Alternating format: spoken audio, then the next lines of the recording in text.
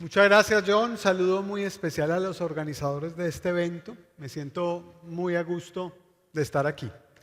Muy bien, ¿estamos listos? ¿Sí? ¿Estamos listos? ¿Me escuchan bien? Estoy haciendo aquí una prueba de sonido. Estamos perfecto. Muy bien. Yo soy Jorge Iván Gómez, como ya indicaron, soy profesor. Levantan la mano los que aquí son profesores. Muy bien. Muy bien. Pregunto, levantan la mano los que son directivos. ¿Directivos? Muy bien. Excelente. ¿Quiénes son propietarios? Propietarios de instituciones. Muy bien. Excelente. Y quiero hacerles la siguiente pregunta. Y es, como soy, me voy a bajar. ¿Está bien? ¿Me ven bien? ¿Sí? Bien. Como saben, soy profesor del método del caso. Y como profesor del método del caso me gusta hacer preguntas. Y yo tengo una particularidad. ¿Cuál? Y es que trabajo con personas como ustedes. Directivos, presidentes de compañías, gerentes generales. Personas que tienen los mismos problemas que ustedes tienen. ¿Y cuáles son los problemas que ustedes tienen? Problemas que yo he llamado la soledad del poder. Y es que muchas veces tienen problemas y no saben con quién hablar. Muchas veces quieren resolver situaciones y le preguntan a los que están al lado y ¿qué les dicen? Lo que a mi jefe le gusta, a mí me encanta. Y los que están abajo no te entienden. Luego, trabajamos bajo una gran particularidad y es que trabajamos con gente como ustedes. Y entonces les voy a hacer una pregunta. Cuando ustedes piensan en sus recursos, ¿cuál es su recurso más escaso? ¿Cuál es tu recurso más escaso? Así rápido. Tu recurso más escaso. Tu recurso más escaso. Tu recurso más escaso. Humanos, tu recurso más escaso. El humano, tu recurso más escaso. El tiempo, ¿no? Claro, entonces cuando uno mira la realidad de cada uno de ustedes, muchas de sus respuestas, ¿cuáles son? Mi recurso escaso, el tiempo. Mi recurso escaso, gente, profesores. Mi recurso escaso, el día a día. Tengo mucho día a día. ¿Y saben cuál es nuestro verdadero recurso escaso? Nuestro verdadero recurso escaso se llama la atención. La atención. A las 10 de la mañana, tú puedes haber recibido más de 4.500 mensajes. Entre mensajes de publicidad, entre mensajes de redes sociales, entre mensajes relacionados con tu quehacer, el correo electrónico. Levante la mano el que reciba más de 200 correos electrónicos al día. Más de 100, más de 50, más de 60. Y entonces, claro, tú te levantas por la mañana y ¿qué es lo primero que haces? Ver el celular. Y entonces la pregunta que uno se hace es, oye, ¿por qué siempre queremos ver el celular a primera hora de la mañana? Por dos razones. Primera razón, por la ansiedad. ¿Qué pasó anoche? ¿Qué hubo? ¿De qué cosa me estoy perdiendo? Pero dos, por un fenómeno sociológico llamado el FOMO. ¿Alguien sabe qué es el FOMO? El Fear of Missing Out, el FOMO. Y es el miedo a perdernos algo. ¿Y por qué cada vez que suena una notificación en tu celular, tú qué sientes? Ansiedad. ¿Por qué? Porque esa notificación te genera un subidón fuerte de dopamina. ¿Y por qué te da un subidón fuerte de dopamina? Porque el celular tiene las mismas luces, los mismos colores, los mismos estímulos que a tu cerebro le gustan. Un like te gusta, una notificación te genera inquietud. Y cada uno de esos elementos constituye una facilidad muy grande para ti. ¿Cuál? La adicción. A estar así, conectados. A querer estar mirando el celular cada 30 minutos, cada 15 minutos, cada 10, cada 30, cada minuto. Y muchas veces no suena el celular y estás mirándolo a ver si alguien ya escribió. Y entonces te quiero proponer algo. Te quiero proponer algo muy simple. Lo que yo te voy a dar puede ser útil para ti. Lo que yo te voy a dar te va a ayudar. Lo que te voy a dar te va a servir para alcanzar tus objetivos. Porque mi propósito en la vida es ayudar a organizaciones y a personas a que alcancen sus objetivos. O sea, yo puedo entregarte algo al final de esta charla que te puede ayudar. ¿Quieres? ¿Sí? Pero a cambio, solo te pido algo. Tu atención. No te pido más. Y para esta charla no necesitamos celular, no voy a hacer votaciones electrónicas, no necesitas el computador, nada. Solamente tu atención. Y entonces la pregunta que te quiero hacer es, ¿hacemos el experimento de estar 1 hora centrados en este contenido? ¿Sí? Porque hay una cosa que no has pensado. Tu costo de oportunidad. ¿Has pensado lo que significa estar aquí? ¿Cuántas cosas dejaste? Muchas. Y entonces, muchos de ustedes pueden tener la tentación de que están aquí y sus mentes ¿dónde están? Allá. O estás aquí y estás pensando en esa llamada que tienes que hacer, en ese correo electrónico que tienes, o la llamada que no has recibido. Y entonces, ¿cuál es el gran problema que estamos teniendo ahora las personas? Nuestra dificultad de estar realmente presentes. Y entonces quiero preguntarte, ¿estás realmente presente? ¿En este momento? ¿Estás presente? ¿O tu mente está divagando? Estamos presentes, en el aquí y en el ahora. Y estando presentes, tú me das tu atención y yo te voy a entregar contenido de valor. Contenido útil, que te va a servir para 3 cosas. Primera, puedes derivar de este contenido planes de acción para tu institución. 2, puedes transmitírselo a tus equipos. Mira, aprendí esto, se los quiero compartir.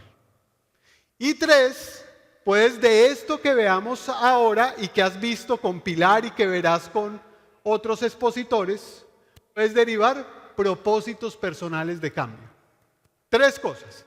Y entonces, con esas 3 cosas, yo te quiero a ti plantear que acabo de hacer un contrato psicológico.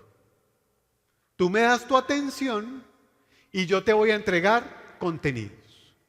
Y esos contenidos van en 3 direcciones. Primera, vamos a trabajar cuáles son los obstáculos que me impiden un mejor liderazgo. Segundo, te voy a entregar un modelo como una herramienta, un modelo que tú puedes seguir. Y ese modelo te va a permitir liderar la transformación de una organización, mejorar tu organización, pasarla del punto A al punto B. Y tercero, te voy a entregar un plan de acción. ¿Todo esto suena útil o no? Obstáculos, un modelo y por último, ¿qué te voy a entregar por último? Un plan de acción. ¿Estamos listos? Muy bien. Entonces, si ya estamos listos, ya estamos enfocados, vamos a pensar en cuáles son los principales obstáculos que tiene un directivo. ¿Qué es lo que a un directivo le impide avanzar?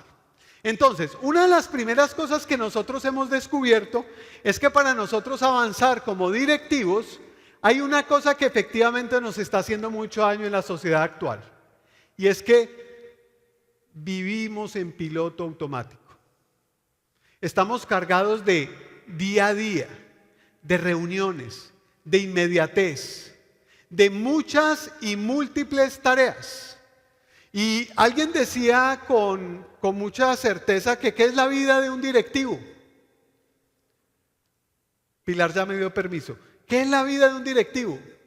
Una maldita cosa tras otra. Una maldita cosa tras otra. Sales de una reunión y ¿qué te encuentras?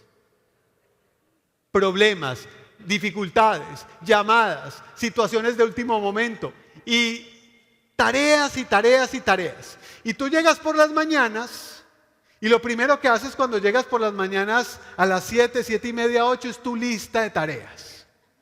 Tu lista de tareas. Y vas en la tarea número 32 y aparece un niño, un niño que se cae. Y después llama a decir, mire, acaba de llegar la Secretaría de Educación. Y después un profesor que le dice, rector, necesito hablar con usted. Y usted ya. Sí. Y llegan las 5 de la tarde, estás chupado, cansado, agotado, y te dices a ti mismo, he estado muy ocupado y no he hecho nada. Nada. ¿Le suena de algo? ¿Le suena de algo? Claro. Esa es la vida de un directivo. Y entonces cuando uno mira esto, uno dice, wow, qué cosa tan compleja ser directivo. Y entonces me dice, listo, primer obstáculo, Jorge Iván, sí, yo reconozco que voy en piloto automático. Reconozco que me invitan a las reuniones y a todas digo que sí. Reconozco que todo lo que me piden lo doy, una reunión, una cita, un compromiso, todo eso lo reconozco. Pero uno dice, Jorge Iván, ¿y es que esa no es la vida del directivo? Y te diré, no. El directivo no debe ir en piloto automático. ¿Por qué? Porque cuando tú vas en piloto automático, tú no estás decidiendo tus prioridades. Tú no estás definiendo tus objetivos. Tú no estás definiendo lo que tú quieres lograr, sino que tú estás en función de las prioridades de los demás. Entonces, primera cosa muy importante para uno salir del piloto automático, y es elevar nuestro nivel de conciencia para entender que yo tengo que hacerme dueño del desempeño de mi organización. Y hacerme dueño del desempeño de mi organización implica 3 cosas fundamentales. 3 cosas fundamentales. Primera, cuando yo me veo con mis alumnos allá en el INALDE, les pregunto, ¿cómo estás hoy? ¿Y saben cuál es la respuesta que me encantaría oír? Jorge Iván, como lo visualicé hace 3 años. Entonces lo primero fundamental es que el hoy tuyo tiene que ser el resultado de lo que tú visualizaste, proyectaste o dijiste que querías lograr.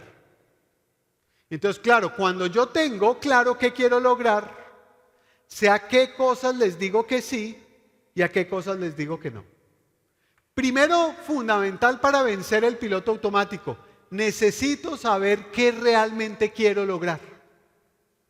¿Cuál es el logro fundamental que quiero? Segundo, necesito una cosa fundamental. Si ya sé qué quiero lograr, tengo que hacer la lista de lo que no quiero lograr. Tengo que hacer la lista de lo que no voy a hacer. Tengo que hacer la lista de cuáles son mis renuncias estratégicas. ¿Por qué? Porque cuando yo decido a qué voy a renunciar, ya tengo el tiempo que necesitaba para enfocarme en lo que sí quiero lograr. ¿Y de qué otra manera salimos nosotros del piloto automático? Aprendiendo a decir sí a lo que nosotros queremos lograr y aprender a decir no. Porque muchas veces terminamos prisioneros del día a día, de la inmediatez, y por esa esclavitud a todo el mundo le queremos decir que sí. Y le queremos dar gusto a todo el mundo. Y por darle gusto a todo el mundo, dejamos, y somos la máxima autoridad del colegio, dejamos de hacer lo que para mí es importante. Y entonces la inmediatez tiene otro efecto colateral muy grave. ¿Cuál? El cortoplacismo. Te pregunto, ¿cuál es la estructura de ingresos de Institucional 2030? ¿Cuáles son los productos o negocios que estás proyectando para el 2030? ¿Qué tipo de actividades tienes que sembrar hoy para poder cosecharlas en el 2030? Y eso me dices, Jorge Iván, pero eso yo no lo hago. Claro que no lo haces. ¿Por qué? Porque tienes la inmediatez aquí, el problema del día, el niño, la matrícula, el cobro, la cartera. Y me dice, ay Jorge Iván, si no hago eso, no sobrevivo. Correcto, pero tú necesitas, como directivo, trabajar dos cosas al tiempo. Primero el presente, el día a día, pero también tienes que proyectar la institución hacia el futuro. Porque cuando uno proyecta la institución al futuro, hay cosas que hay que sembrar hoy para recoger ¿en cuánto? En 4, 5, 6 años. 4, 5, 6 años. Pero es que si no siembras, ¿qué va a pasar cuando llegue el 2030? No cosechas. Y la conversación más importante que puede tener una persona es esa conversación de su yo del presente con su yo del futuro. Porque cuando yo converso mi yo del presente con mi yo del futuro, voy descubriendo qué tengo que hacer para que cuando llegue el futuro, ¿cómo me coja el futuro? Como lo visualicé hace 4 o 5 años. Entonces, primer obstáculo importante, el piloto automático. Segundo obstáculo importante, un problema muy serio que tenemos que se llama el sesgo de negatividad. Sesgo de negatividad. Y entonces, ¿en qué consiste el sesgo de negatividad? El sesgo de negatividad es que las cosas las vemos más graves de lo que son. La literatura científica dice que la realidad es más benigna que la imaginación. La realidad es más benigna de la imaginación. Y tú te pones a pensar en tus grandes miedos. ¿Cuántos de esos miedos no han ocurrido? Tú te pones a pensar en cosas graves que pensaste que iban a pasar. ¿Cuántas cosas han ocurrido? Muy pocas, muy pocas. La santa decía, la imaginación es la loca de la casa. La loca de la casa. ¿Qué pasa cuando empiezas a imaginar? ¿Dónde terminas? Y el problema del negativismo es que engendra 3 conductas graves, paralizantes y que además son un sesgo. ¿Qué es un sesgo? Algo que te impide ver la realidad.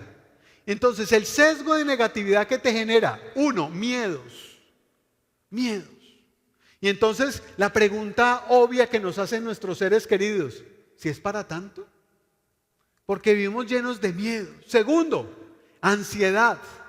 Y es estar a toda hora pensando en el futuro, en lo que va a pasar, en esto que va a suceder. Y entonces la ansiedad nos desconecta con el presente. Pero lo tercero importante de este sesgo de negatividad es que muchas veces te paraliza o te precipita. Y eso te hace tomar buenas o malas decisiones. Malas decisiones. Malas decisiones. Porque las decisiones son un justo medio en que ni me precipito, ni tampoco me quedo en el parálisis por análisis. Tengo que actuar. Y entonces este obstáculo implica que el líder, levante la mano a las personas que tengan aquí personas a cargo. Bueno, el líder, ustedes, directivos, tienen que aprender en sus diálogos internos, tiene que aprender a descubrir quizás la más importante de las cualidades del liderazgo. ¿Qué es cuál? Sembrar esperanza. Sembrar esperanza. Un líder tiene que ser un motor de optimismo. Un líder tiene que decirle a su gente, en medio de las dificultades vamos a salir adelante. Un líder tiene que ser capaz de que la gente como lo vea, tranquilo, confiado y que tenga recursos cognitivos propios que lo automotiven y que su diálogo interior le permita decirle a su gente, calma, calma, aquí estamos y vamos a responder. Imagínense ustedes que a mí me lleguen los ladrones a casa y yo lo primero que haga es meterme debajo de un escritorio. ¿Qué van a pensar mis hijos? Esto se acabó. El optimismo, la seguridad, La fuerza del líder transmite un valor fundamental en la organización que se llama seguridad psicológica. Si el líder se derrumba el equipo. Y si el equipo se derrumba la organización. Y entonces, ¿por qué es tan importante el optimismo? Porque la gente cree que el optimismo es lo contrario, es una virtud límite. Y no, el optimismo es una virtud intermedia porque el límite se llama euforia. Y en el pesimismo, el límite se llama pánico. Y entonces el optimismo te da a ti la fuerza interior, ¿para qué? Para trabajar. Para trabajar. ¿Y por qué necesitas esa fuerza interior para trabajar? Porque o trabajas o te quejas.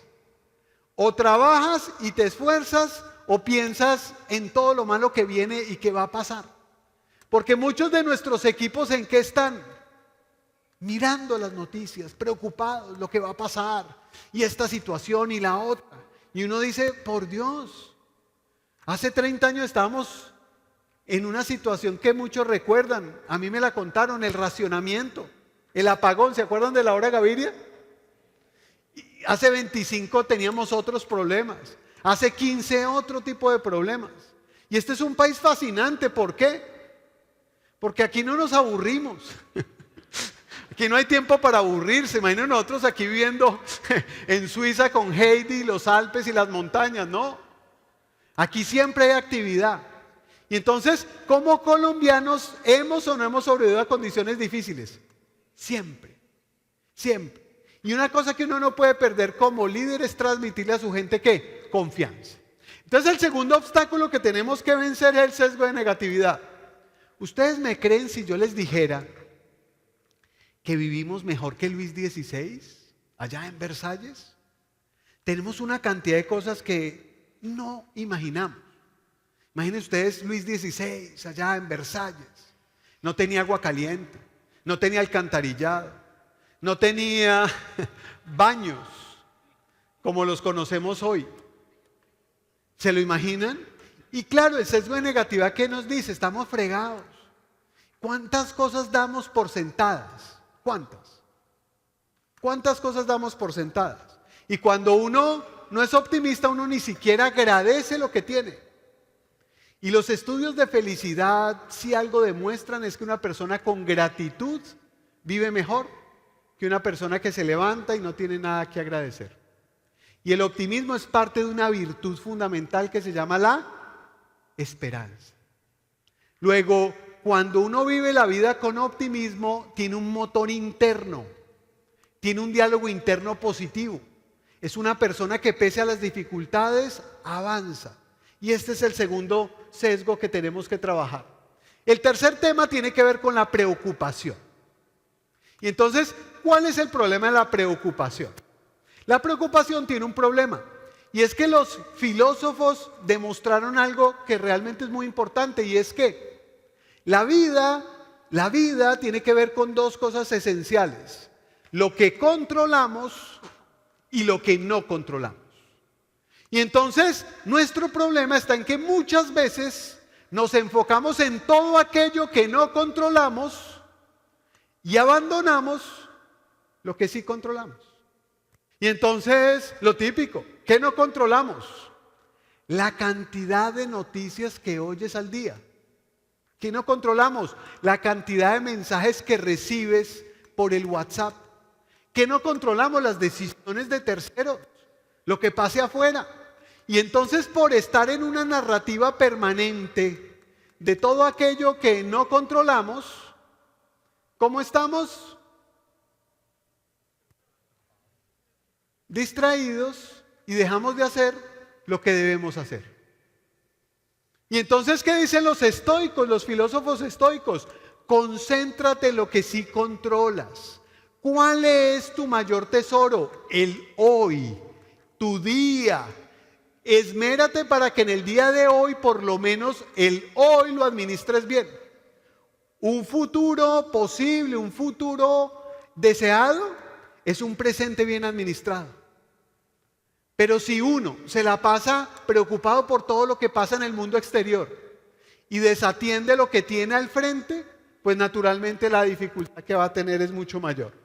Y por último, ¿cómo llegas a este seminario? Cansado, agobiado. Ya, ¿cuánto falta para diciembre, no? ¿Qué año, por Dios bendito? ¿Qué cantidad de reuniones? ¿Qué carreras? Uy, casi que no logro llegar acá, ¿no? ¿Cuántas cosas tuve que dejar para llegar acá? Y claro, la explicación de tu cansancio es que vivimos en un fenómeno sociológico llamado la sociedad del cansancio. ¿Y en qué consiste la sociedad del cansancio? Que las vidas se están volviendo literal 24/7. 24/7. Antes, nuestros padres salían a las 5 o 6 de la tarde del trabajo, cerraban la puerta de la oficina, del taller o de la fábrica y hasta ahí llegaba su trabajo. Tú sales a las 5 o 6 de la tarde de la última reunión y ahí es cuando empieza tu trabajo. Y además, con la gravedad que a las 9 de la noche te mandan un correo. ¿Y qué pasa con ese correo? Ese correo empieza a rumiarte la cabeza. Y entonces ya no duermes. Y además de que no duermes, tienes la oficina ahí en el celular. Y entonces, claro, la sociedad del cansancio, ¿a qué nos está llevando? Nos lleva a colaboradores quemados, agotados, gente cansada. ¿Y saben qué es lo peor del cansancio? Que genera desmotivación. La gente se siente desmotivada por el exceso de trabajo. Y entonces, ay, Jorge Iván, entonces resuélvalo con menos trabajo. Cuidado. El problema no es el exceso de trabajo. El problema es de orden, disciplina y método. Porque muchas veces el exceso de trabajo es por desorden. Muchas veces el exceso de trabajo es por el cuello de botella. ¿Y dónde está el cuello en las botellas? En lo más arriba de las organizaciones. Ay, ¿me estás diciendo que yo puedo ser el cuello de botella? Sí. La gente muchas veces se siente cansada por la falta de disciplina con el uso del celular. Y es que nadie tiene por qué estar mandando un correo a la 1 de la mañana. Nadie tiene por qué estar enviando mensajes sábados y domingos, porque el ser humano necesita descanso, recuperación y renovación. Y entonces la sociedad del cansancio tiene un problema. Imaginen que hicieron un estudio en el Congreso de los Estados Unidos y dijeron, en los años 50, 60, hagamos un estudio para poder saber qué vamos a hacer con esta sociedad norteamericana. Y dijeron, ¿por qué? Con la invención de la lavadora, del automóvil, con la invención de todos estos electrodomésticos, al ser humano le va a sobrar mucho más tiempo. Y entonces, y ellos no habían descubierto el celular. Y entonces, claro, uno con tanta invención tecnológica, lo que uno esperaría es que nos sobrara tiempo. ¿Y nos sobra tiempo? No, nos falta. ¿Y por qué entonces nos falta tiempo? Porque el celular es, como todo, un gran instrumento. O es un gran instrumento de productividad, o es un instrumento de vertedero de tiempo y de productividad. Y muchas veces la sociedad no se ha cuestionado qué uso le vamos a dar a la tecnología, porque la tecnología nos está quitando vida, nos está quitando tranquilidad, nos está quitando paz. El otro día estaba en una reunión y en esa reunión había una situación. Todo el mundo estaba con su celular. Ay, Jorge Iván, eso me ha pasado a mí también. Todo el mundo estaba con su celular y tenías personas que venían desde Toronto, desde Alemania, padres e hijos que no se veían hace mucho tiempo. Y el mismo padre era el que estaba con el celular. Y entonces usted dice, oiga, Jorge Iván, ¿y qué vamos a hacer con los adolescentes que se pasan 4,5 horas al día en Instagram? Y yo, ¿saben qué les digo? ¿Qué vamos a hacer contigo? Que llevamos hablando 30 segundos y has mirado el celular 3 veces. Porque los hijos no hacen lo que tú les digas. Los alumnos no hacen lo que tú les digas. Ellos hacen lo que ven de ti. Ellos hacen lo que ven de uno. Y nosotros mismos somos los que hemos venido inculcando eso porque vivimos ocupadísimos en el celular. Y ahí es donde tenemos que descubrir que la sociedad necesita volver. Necesitamos trabajar nuevamente en horarios, disciplina. Una reunión con computadores abiertos es la mejor posibilidad para uno distraerse. Y todo el mundo empieza a contestar su correo y la reunión no queda en nada. Y miren lo que me pasó a mí. Antes de iniciar, ¿qué les pedí? Centrémonos para poder nosotros poder hacer algo. Entonces, cuando uno mira esto, viene el último de los obstáculos, que es el desenfoque. ¿Qué es el desenfoque? El desenfoque tiene que ver con querer hacerlo todo en la organización. El desenfoque quiere decir que todo lo que aparece lo resuelves. El desenfoque tiene que ver con una agenda de Outlook llena. El desenfoque significa 8 reuniones diarias. El desenfoque es tú lleno de tareas y me digas, Jorge, es que no le llego a todo.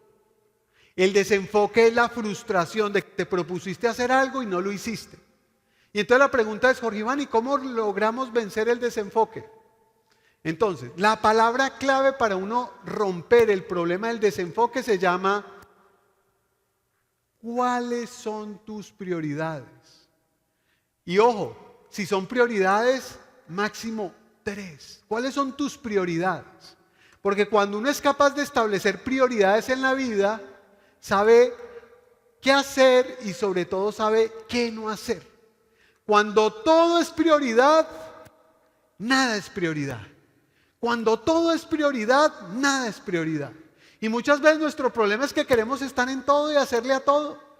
Y cuando tú me dices, Jorge Iván, ¿eres capaz de hacer 100 cosas? ¿Qué te diré? No. ¿Eres capaz de hacer 3? ¿Qué te diré? Sí. Y entonces me dice, no, Jorge Iván, eso me suena mediocridad. ¿Cómo así que solo 3 cosas? El desempeño es proporcional a tu priorización. Porque cuando tú no priorizas, tu fuerza, que es tu recurso escaso, se dispersa. Cuando tú priorizas, tu fuerza se concentra. ¿Y dónde hay desempeño? ¿En la dispersión o en la concentración de la fuerza? En la concentración de la fuerza. Y otros dicen, no, Jorge Iván, eso no funciona aquí. Usted no sabe lo que es mi colegio. Aquí todos tenemos 78 proyectos estratégicos, 42 iniciativas. Ah, sí, muy bien, 42 iniciativas. ¿Cuántas tienen acabativa? ¿Cuántos frentes de obra tienes abiertos? Como cuando abres tu celular y tienes 12 ventanas. ¿Cuántos? Cuando uno tiene muchos frentes de obra abiertos, su fuerza se pierde. Y entonces Mozart decía, el éxito no es hacer muchas cosas a la vez, es hacer una cosa y luego la otra. Por eso es tan importante los sprints. Me voy a enfocar en esto. Cuando lo saque adelante, sigo con esto. Me dice, uy, Jorge, dame un ejemplo concreto. Bien, pregunta. ¿Han oído hablar de Warren Buffett? Warren Buffett. Le dicen el oráculo de Omaha. Está en la lista entre el 4.º y 5.º millonario del mundo. 4.º, 5.º millonario del mundo. Él tiene 2 cosas que yo admiro. No es el dinero, no. No es que sea el millonario del mundo, no. Tiene 2 cosas que yo admiro. ¿Saben? La primera, se hizo oficialmente rico a los 62 años. ¿Y saben a qué edad empezó? A los 13. ¡Wow! Tiene algo que nosotros no tenemos. ¿Qué? Paciencia. Paciencia. Porque vivimos en la sociedad de la gratificación instantánea. Pero 2, le dijeron al señor Buffett, oiga señor Buffett, ¿usted cómo hace para lograr esos grandes objetivos? Dijo, muy fácil, muy fácil. Miren cómo lo hago yo. Primero hago una lista de 25 metas. Ah, muy bien, 25 metas. Wow, ya sé por qué es el señor Buffett. Espérate. Después de que hago un listado de 25 metas, me enfoco en solo 5 y nada más. Ay, señor Buffett, ¿y qué hace con la 6ª y la 7ª? Las olvido, las dejo para más adelante, no las considero. y me enfoco en las primeras 5 metas fundamentales. Ah, muy bien. ¿Y qué pasa con la sexta? La olvidé. ¿Y qué pasa con la primera? Que cuando logro la primera meta, la que era sexta se vuelve quinta. Y eso me da la certeza de que todo lo que yo quiera lograr, lo logro. ¿Por qué? Porque estoy enfocado. Sé qué quiero lograr. Recuerdo mis 5 metas. ¿Quién se acuerda de las 25 metas? Los nombres de las 25 metas se olvidan. Si tú en cada dedo le asignas una meta, ¿lo recuerdas? Claro. Luego, el arte de conquistar y perseguir metas tiene que ver con el foco, con las prioridades, con los pocos focos potentes. Y si tú eres capaz de entender esto con la fuerza que te lo estoy transmitiendo, te vas a dar cuenta que el resultado está más cerca de lo que tú te imaginas, porque lo que a nosotros los directivos nos hace daño se llama el activismo. A los directivos nos hace daño el exceso de tareas. A los activismos nos hace daño el querer estar en todo y perseguir todas las metas al tiempo. ¿Y saben cómo se llama ese síndrome de querer perseguir todas las metas al tiempo? El síndrome de la chimoltrufia. ¿Qué es eso, Joribán? Usted es académico. ¿No hizo pues un doctorado? Sí. ¿Qué dice la chimoltrufia? Como digo una cosa, digo la otra. Un día digo una cosa, otro día digo otra, y no mantengo a la organización en una misma dirección. ¿Cuánto tiempo? El que sea necesario hasta alcanzar la meta. El que sea necesario para alcanzar la meta. Porque muchas veces, si los blancos y los objetivos son móviles, ¿quién te da garantía de que lo vas a lograr? Nadie. ¿Qué pasa con las dietas, los cursos de inglés, los gimnasios? 31 de diciembre, llenos. ¿Y luego qué nos sucede? Abandonamos. ¿Por qué? Porque nos falta esa capacidad de saber que si decidimos un futuro, tenemos consistentemente que luchar por él. Me dicen, Jorge Iván, ¿van a venir dificultades? Sí, pero esa es la tarea de un directivo, resolver problemas. Resolver problemas. Me dice, Jorge Iván, pero ¿usted por qué me conoce tanto? Porque los directivos tenemos un sesgo que se llama el sesgo de la actividad.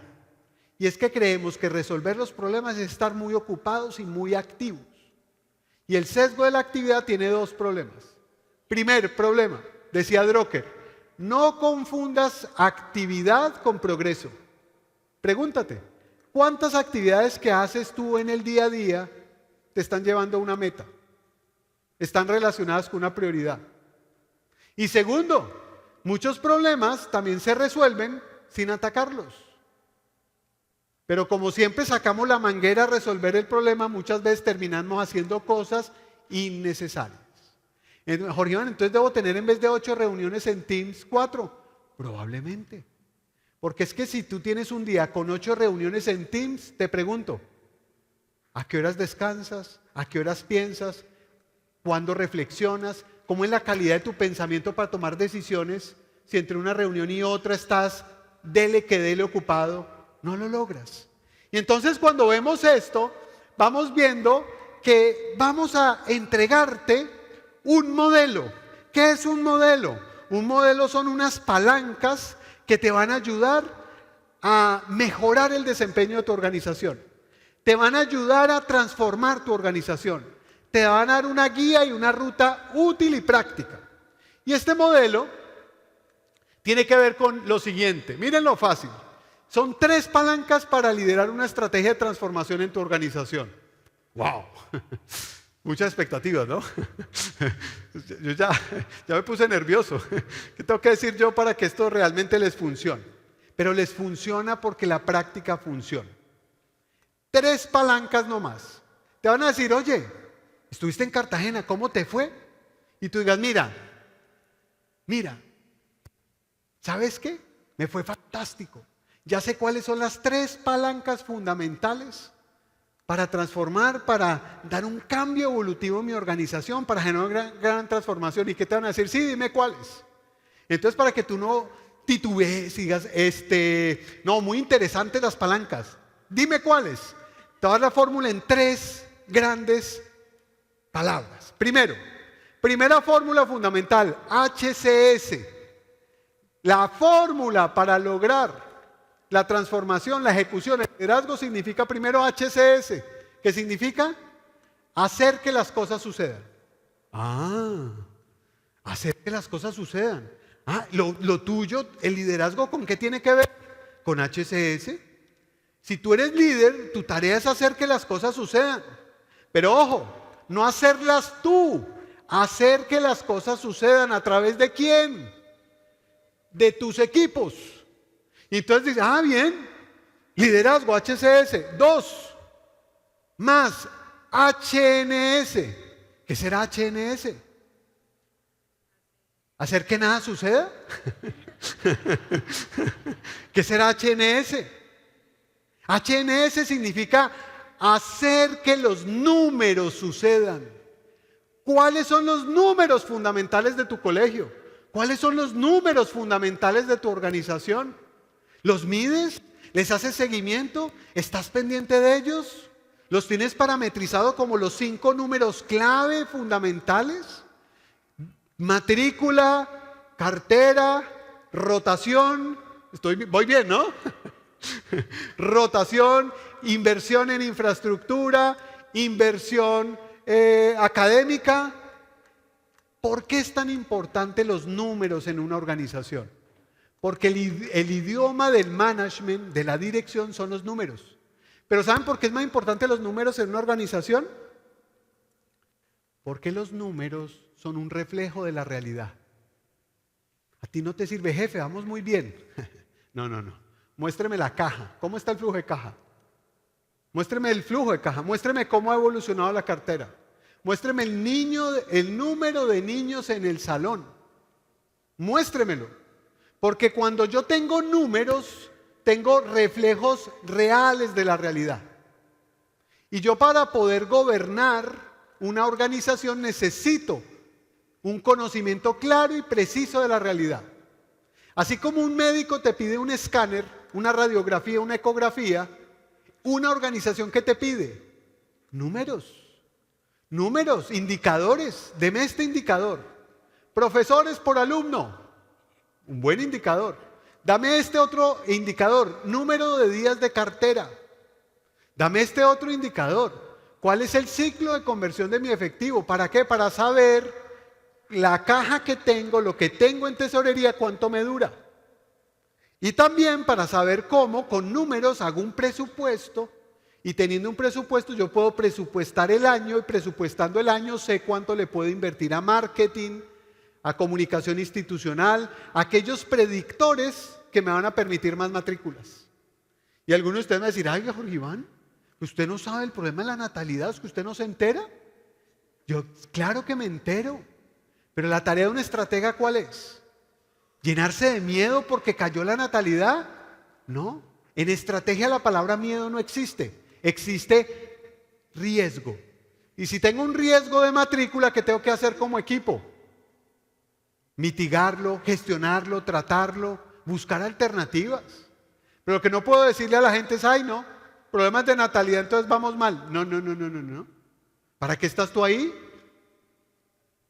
Para, con creatividad, capacidad, liderazgo, decir cómo lo resolvemos, qué estrategia nos inventamos, dónde está el problema raíz, si será un problema de natalidad o es un problema de falta de retención o las clases son aburridas o no hay contrato psicológico entre el profesor y los alumnos, o tengo unos papás que me están presionando mucho, tienen alto poder de negociación. Que tú sepas cuál es el problema raíz. Y saber los problemas raíces de antemano, ¿quién te lo dice? Los números. Y lo tercero, ese sí no me lo adivinan. El que me lo adivina le pongo un 10. Lo invito a Gin Tonic en la playa. QHC, ¿qué significa? Querer hacer las cosas bien. Lo felicito. Pero no le da ni para el guaro. O Gin Tonic, ¿sí o no? No, muy bien. ¿Sabe qué es? Me demoró mucho tiempo llegar a esa definición, porque las tres cosas que te vas a llevar en el bolsillo: HCS, HNS y QHS. QHS significa que la gente quiera hacer las cosas. que tu gente quiera hacer las cosas, que tus equipos quieran hacer las cosas, que tus alumnos quieran hacer las cosas. Y cuando hablamos del querer, estamos hablando del mundo de la motivación humana, el mundo de la motivación humana. Y entonces, ¿qué pasa con el mundo de la motivación humana? ¿Que tú puedes obligarle a la gente que quiera lo que tú quieres? No. Tú puedes decirle, te exijo que me quieras. No, porque en medio de que la gente quiera hacer las cosas está la libertad humana. Y la libertad humana tiene que ver con algo muy importante, es que cuáles son tus motivos para actuar. Y entonces en eso a nosotros nos falta mucha creatividad. ¿Saben cuál es el motivador universal que todos usamos? ¿El miedo o el dinero? Y el dinero tiene que ver con el miedo. Me quitan el dinero, me da miedo, me quedo sin trabajo. Pero resulta que la motivación tiene otras variables que no hemos explorado bien. Porque puede que haya motivaciones extrínsecas que tienen que ver con ¿qué? Dinero, puesto, reconocimiento. Pero hay dos motivaciones que están muy ocultas, olvidadas. Y tienen que ver con dos fuerzas muy poderosas. Primera motivación importante que no es extrínseca, dinero, es una motivación intrínseca. Y tiene que ver con algo más poderoso aún que el dinero. ¿Cuánto aprendes con tu trabajo? ¿Cómo tu trabajo te hace mejor? ¿Cómo tu trabajo eleva tu condición? ¿Cómo tu trabajo te permite ser más para servir mejor? Ay, ¿cómo así? Claro, los que estamos en el mundo de la educación, a eso nos dedicamos. Educarnos para educar. Y los profesores, ay, ¿cómo así? Sí, tienes el privilegio de que lo tuyo es la educación. Y el trabajo tiene dos dimensiones. La objetiva, que es el salario que uno ve en la cuenta. Pero hay una dimensión subjetiva del trabajo que vale más. ¿Y esa dimensión subjetiva en qué consiste? En quien te conviertes mientras trabajas. En quien te conviertes mientras trabajas. Y hay trabajos que te elevan, que te mejoran, que te hacen mejor persona. Y esos trabajos tienen que ver con la educación. Porque cada vez que tú transmites algo a alguien, tú te elevas, tú mejoras. Cada vez que tú te haces con dignidad profesor, ¿sabes cuál es el secreto del profesor? Que tiene que seguir estudiando, que tiene que seguir aprendiendo.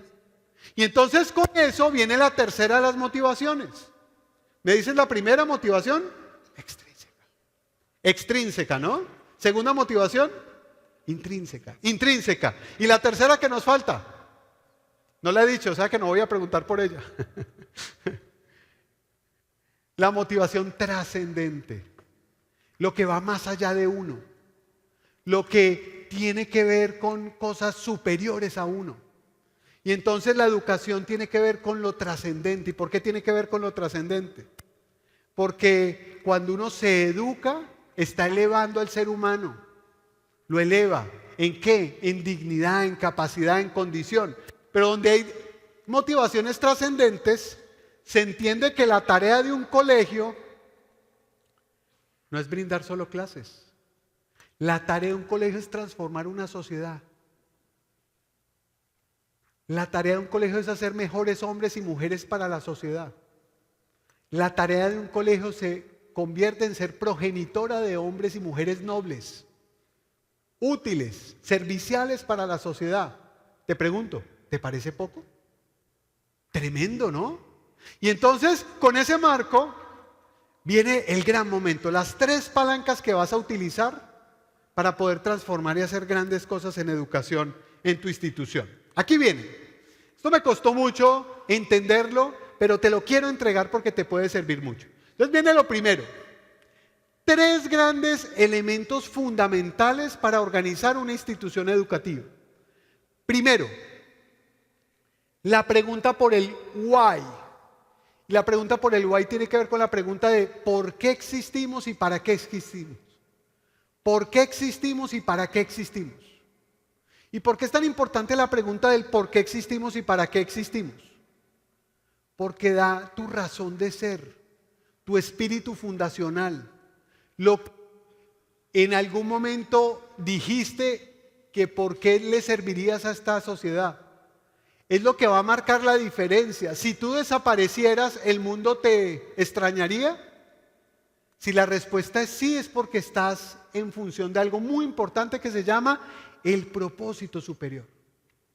¿Por qué el propósito superior es importante? Porque es más allá de una meta, de un objetivo, de un rector, de un periodo. El propósito superior es lo que permea todas las acciones de la institución. Lo que realmente te ayuda a ti a movilizar el liderazgo es el propósito superior. Y alguno me va a decir, Jorge Iván, ¿será lo mismo que la misión? Y yo te digo, sí, puede ser lo mismo que la misión. Pero lo importante aquí no es la descripción en el papel, en una cartelera o en las oficinas del rector. Eso no sirve. Lo que realmente sirve es que el propósito te ayude para tres cosas. Una, te ayude a tomar decisiones y te diga qué sí hacer y qué no hacer. Y cuando una decisión esté fuera del propósito, el propósito te enmarca.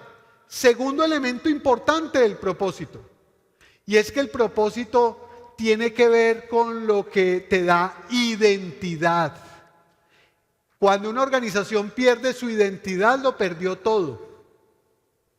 Y tercero y fundamental del propósito, que inspira a la gente a trabajar.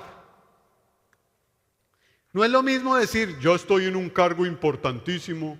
No es lo mismo decir, me van a promover a gerente de comercio exterior, a decir, con mi trabajo yo le ayudo a los colombianos a que tengan techo.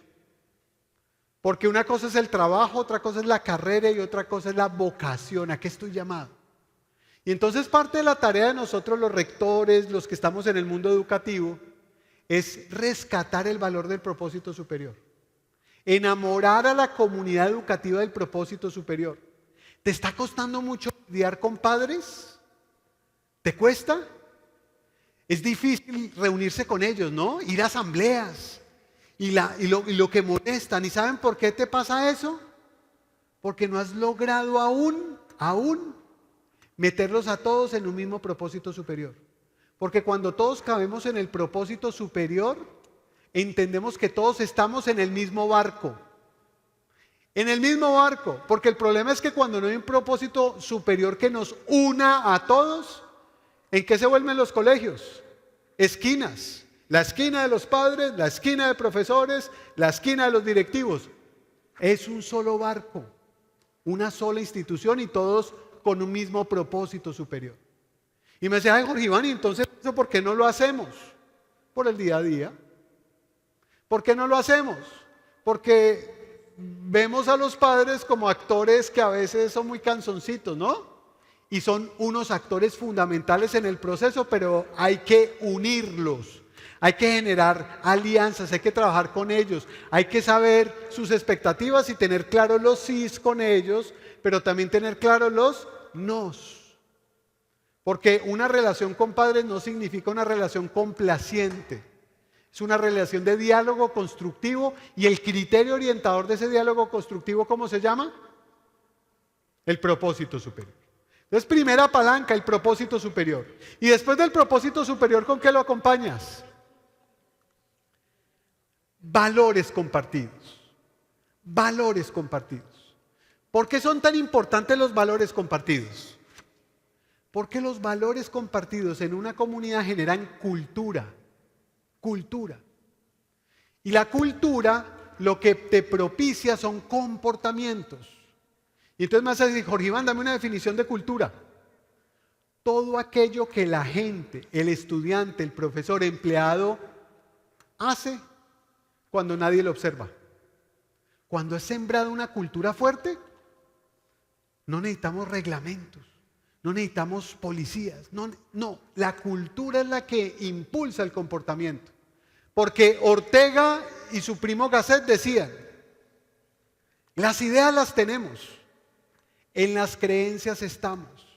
Si somos capaces de sembrar creencias fuertes, semillas fuertes en la comunidad, ¿qué va a pasar con los comportamientos? Bien. Entonces primer elemento, el why. Segundo elemento, el what. ¿Que tiene que ver con qué? ¿Qué queremos lograr? ¿A dónde vamos? ¿A dónde vamos? Y entonces la pregunta es simple. A 31 de diciembre de 2024, ¿cuál es tu foto de éxito? ¿Qué te imaginas logrando, obteniendo? Pero bueno, queda un trimestre nomás. A 31 de diciembre de 2025, ¿qué te imaginas logrando? Y entonces ahí viene una palabra muy importante, se llama las megas. ¿Qué es una mega? Una meta ambiciosa que puedas medir en términos numéricos. Eso es una mega. Una meta ambiciosa que puedas medir en términos numéricos. Y entonces la pregunta es, ¿cuáles son tus megas? A 2025, ¿qué te vas a proponer con tu equipo? ¿Cuántas matrículas? ¿Cuántos ingresos? ¿En cuánto disminuiste la cartera? ¿Cómo lograste mejorar tu tasa de alumnos por salón? ¿Tú ves que tu modelo de negocio tiene que ver con un salón? Y si los salones no están llenos, no tienen buena capacidad, no están con buena densificación, ¿cómo cubres tu estructura de costos fijos? Pero no es un tema de este momento. Luego, la mega implica que tú seas capaz de movilizar a tu organización con base en metas, en objetivos, en indicadores. Que la gente, que yo llegue a cualquiera de sus instituciones y le pregunte a cualquier colaborador, dime cuál es el propósito superior, y que me lo contesten. Que yo le pregunte, dime cuáles son las 3 metas que tiene el rector, y que me diga A, B y C. ¿Cómo vamos a movilizar el esfuerzo humano si la gente no sabe para dónde va? ¿Cómo vamos a lograr resultados si la gente con la que tú trabajas no sabe cuáles son las metas? No tiene claro el objetivo. Porque las metas tienen un esfuerzo grande. Y es que permiten que el esfuerzo de todos en la organización converja en una misma dirección. Y esa es la función primordial de las metas. Y las metas deben estar por escrito y la gente debe saber para dónde vamos. Jack Welch decía, mi gran sueño, un CEO histórico de GE, de General Electric histórico, él decía, mi gran sueño, ¿saben cuál es? Llegar a la casa de un colaborador a la 1 de la mañana, entrar a su habitación, despertarlo y en medio de los sueños decirle, ¿cuáles son los 3 objetivos de esta empresa? Y él, atolondrado en medio de los sueños, me dijo, sí señor, A, B y C.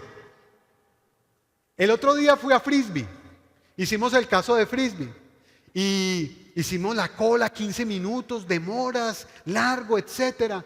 Y la señorita me decía, ¿qué más quiere, señor? Y yo la miraba a los ojos, ¿qué más quiere, señor? Mi esposa me miraba y mi hijo me decía, ay no, otra vez no. Yo sí, por favor, dime cuál es el propósito superior de Frisbee. Y me dice, no, por favor, no, no seas tan pesado. Ella me miró a los ojos y me dijo, alimentamos con amor para la transformación de Colombia. Yo en ese momento le hice un puñito así y le dije, mire, y me dijo, ¿sabe qué? Y en 20 años yo voy a ser la presidenta de esta compañía. Yo, uy. Y eso es lo que tú necesitas, que tus colaboradores, que tu equipo, que tu gente abrace el propósito superior, lo comparta y sobre todo lo viva. Y por último viene el how, que es cómo lo vamos a lograr. Y en el how de cómo lo vamos a lograr, la clave es el liderazgo y la ejecución. ¿Y quieren que les diga cuál es el secreto de la ejecución? ¿Quieren que les diga cuál es el secreto de la ejecución? El seguimiento. El seguimiento. Cuando tú tienes metas claras, objetivos, indicadores y con tus equipos defines momentos clave, estratégicos para hacer seguimiento, viene la magia de hacer que las cosas sucedan. ¿Qué pasa cuando tú el 1 de enero o el 5 de enero te reúnes con todos tus equipos y les dices, vamos a 5 de enero, foto de éxito de esta organización 2025, esta. Listo, nos vamos. Alto, no se vayan todavía. Anótense en sus agendas. 1 de abril, 1 de julio, 1 de octubre. ¿Qué anotamos? Reuniones de seguimiento estratégico. ¿Qué? Claro. Porque somos buenos para formular objetivos, pero malos para hacerle seguimiento. Y entonces si yo como empleado sé que el 1 de abril el jefe me va a decir pase al tablero, ¿yo qué? Yo que sí sé qué tengo que hacer. Que las cosas sucedan. ¿Lo ven? Ah, interesante. Luego, con esta herramienta, tú puedes hacer cosas increíbles con tu equipo para mejorar tu desempeño. Y para finalizar, aquí está el gran resumen. Propósito superior y valores compartidos, prioridades y metas claras, seguimiento y luego alineación. Y entonces me van a preguntar, Jorge Iván, ¿y la alineación para qué? El secreto de la alineación, ¿cuál es? De la alineación. ¿Qué es la alineación? Que todos vayan en una misma dirección. Entonces alguno me va a decir, Jorge Iván, ¿comunicar las metas? No. No es comunicar las metas el secreto de la alineación, no. El secreto de la alineación es que la gente comprenda la meta, la apropie, sepa, la conozca. No es lo mismo un buen profesor que se comunica al profesor que garantiza que lo que comunicó el estudiante lo tenga. Y por eso comprender significa aprender, agarrar, coger. Y entonces la alineación implica que tu gente debe saber qué queremos lograr y para dónde vamos. ¿Sí? Por último, con esto cerramos, ya nos tenemos que ir, vienen el plan de acción que les prometí. ¿Cuáles son las claves de este plan de acción? Primer elemento del plan de acción, salir de la distracción. Salir de la distracción. Autodisciplina. ¿Cómo salimos de la distracción? ¿Cómo dejamos el celular a un ratico y nos ponemos de lleno a trabajar? ¿Cómo evitamos? ¿Cómo somos capaces? Te reto a que lo hagas. ¿Cómo somos capaces de apagar el celular por lo menos 1 hora para hacer trabajo profundo? ¿Cómo somos capaces de hacer las actividades fundamentales de la vida sin pantallas? ¿Cómo somos capaces de tener conversaciones realmente profundas? Si alguno de ustedes deja el celular en su habitación, le entra una inseguridad profunda. Tenemos que ser un tipo de sociedad donde la dependencia al celular no sea tan alta. El celular es una herramienta maravillosa, pero también es tu fuente fundamental de distracción, pérdida de tiempo y de falta de foco. Número 2. Salir de las narrativas incapacitantes. ¿Cuáles son las narrativas incapacitantes? Heidegger decía, el lenguaje es la casa del ser. Según sea tu lenguaje, son tus pensamientos. Y si tus pensamientos en tu organización son de crítica, de queja, de lamento, de mensajes indirectos, de cuchicheo, de chisme, no vas a llegar. No vas a llegar. Porque al contrario tienes que construir otro tipo de narrativas. ¿Cuáles? Un lenguaje habilitador del crecimiento. ¿Y cuál es el lenguaje habilitador del crecimiento? Logro, objetivo, meta, indicador. Desempeño. Porque es que uno o se lamenta y critica o avanza y trabaja. Pero las dos cosas no se pueden al tiempo. Y entonces eso implica que el mismo líder sea el primero en que tenga diálogos internos de crecimiento, no mentalidades fijas. No se pudo, qué vaina, qué de malas. No. No aún, no lo hemos logrado aún, pero para allá vamos, con la confianza de que lo vamos a lograr. Por último, el foco en lo que controlamos, ya lo hablamos, foco en lo que controlas. Y hay 3 cosas fundamentales que tú controlas. Controlas tus pensamientos. Decía Gandhi, no permitiré que nadie camine en mi mente con los pies sucios. Cuida lo que entra a tu mente. No la atiborres de noticias. No la llenes de WhatsApp y de videos que no has visto. No, porque muchos de esos videos que no has visto te dañan la cabeza. Pero cuida también tus decisiones. ¿Cómo tomas tus decisiones? Y de buenos pensamientos y buenas decisiones salen buenas acciones. Y eso es enfocarse en lo que controlas. Controlas tu mente, tus decisiones y tus acciones. Y por último, renovar la fuerza. ¿Y cómo renueva uno la fuerza? A Bill Gates le decían, señor Gates, ¿qué es para usted lo más importante? La gente decía, el dinero. Y él decía, no. La salud, el tiempo y la energía. Pero sin salud no tengo ni tiempo ni energía. Es decir, recuperar la fuerza es volver a lo básico. Efrén nos va a hablar de eso con maestría. Volver a lo básico. Dormir 8 horas. Alimentarte bien. Y miren ustedes estas imágenes. ¿Qué tienen en común estas imágenes? Que son todo lo contrario a la gratificación instantánea. Se llaman la postergación. Cuando uno come ensaladas, ¿qué está postergando? La dopamina que te genera una chocolata, una triple chocolata llena de azúcar. ¿Ah? ¿Qué sucede con esto? Que todo esto es postergar, porque lo que le gusta a la sociedad, ¿qué es? Entre la hamburguesa y la ensalada, ¿qué prefieres? La hamburguesa te gratifica, te genera dopamina, te gusta, tiene un subidón de glucosa, pero al tiempo ya está sin energía. Y entonces todo lo valioso requiere un activo estratégico fuerte para ti, la paciencia. Y entonces, en vez del crédito y tener todas las tarjetas de crédito llenas, créditos de libre inversión, crédito de carro, crédito por todo lado, el ahorro es postergar el placer, pero con mejores beneficios. El ejercicio, la vida espiritual, la lectura, etc. Luego, para renovar la fuerza, además de postergar la recompensa, tú tienes una cosa muy importante. Todo esto es fuente de energía, todo. Y entonces ya entiendes, ay, ya sé por qué estoy tan cansado. Porque claro, cuando uno almuerza con el computador abierto, la hamburguesa al frente, las papitas fritas y luego la dietética, eso no te genera energía. El fast food no te genera energía. ¿A qué va uno a un restaurante? A restaurar la energía. ¿Cómo restaura la energía en un restaurante? Con buena comida, buena proteína y una buena conversación. Y entonces, para podernos ir, llévate esto en tu mente y en tu corazón. La fórmula de los resultados, aquí está el resumen. PFP significa pocos focos potentes, metas claras basadas en métricas. El HNS ya sabes qué es, ¿cierto? ¿Ya sabes qué es? HNS. Exacto.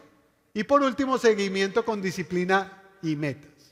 Y no me voy sin antes dejarles estos mensajes finales que a mí me inspiran todos los días. Mensaje final número 1.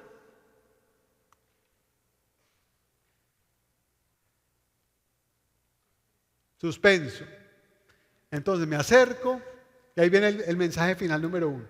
1. ¿Qué significan 3 L's? Lifelong learning. Significa aprendizaje para toda la vida. Que tu labor como educador no termine nunca. Y debemos educar desde el vientre materno hasta la tumba. El que está seguro que ya aprendió, ya está preparado para una sociedad que no existe. Si dejamos de estudiar, si dejamos de aprender, dejamos de cumplir nuestra misión fundamental de educadores. Porque para yo poder educar a otros, tengo que educarme yo mismo. Dice el derecho, nadie da de lo que no tiene. Para poder dar, tengo que estar yo ¿cómo? Con contenido y con fuerza.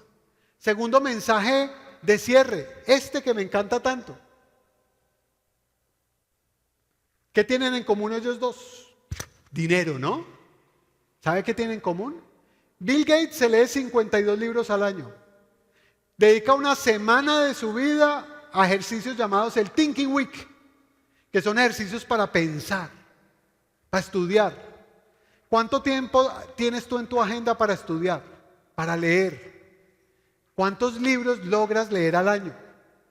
¿Cuántos clubes de lectura has impulsado en tu colegio? Porque lo que sí es fundamental es que la agenda educativa, el primer promotor de esa agenda educativa eres tú. Y Warren Buffett se pasa a diario 7 horas estudiando. Y entonces uno entiende por qué cuando uno se toma en serio el estudio y la lectura se da cuenta que puede enriquecerse a nivel personal y sobre todo a nivel social. Y por último, acompáñenme en esta cruzada. Miren ustedes, nos leemos 1,9 libros al año en Colombia. 1,9 libros al año. Eso leemos los colombianos. ¿Cómo les parece? No ajustamos ni los dos, ¿no? Y entonces la cruzada, ¿cuál es? Vamos a enamorar a nuestros estudiantes del deseo de aprender. ¿Y el deseo de aprender cómo se logra? De esta manera. Enamorando a la gente del aprendizaje, no buscando solo la nota. enamorando a la gente de los libros, no solamente pidiéndole la comprensión de lectura, enamorando a la gente del conocimiento y del saber, porque sabemos que una sociedad con un saber más profundo es una mejor sociedad. Y la llave de éxito para ti como rector, como directivo, ¿cuál es? Es esta. Llegas tan lejos como tu equipo te lo permite. Llegas tan lejos como tu equipo te lo permite. ¿Quieres crecer en tu liderazgo? Que tengas un gran equipo, que desarrolles un gran equipo, que tu equipo te vea y tu crecimiento también impulse a tu equipo hacia arriba. Muchas gracias y les deseo lo mejor.